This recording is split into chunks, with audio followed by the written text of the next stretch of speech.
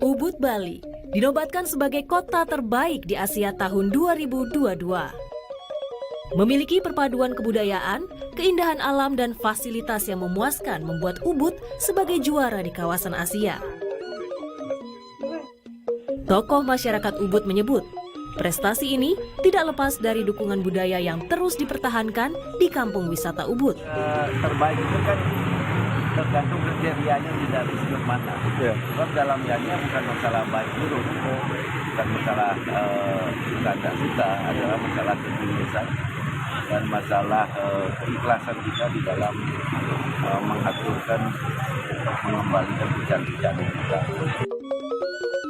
Ubud berhasil unggul dengan perolehan skor tertinggi dibanding kota-kota destinasi wisata lainnya di seluruh Asia.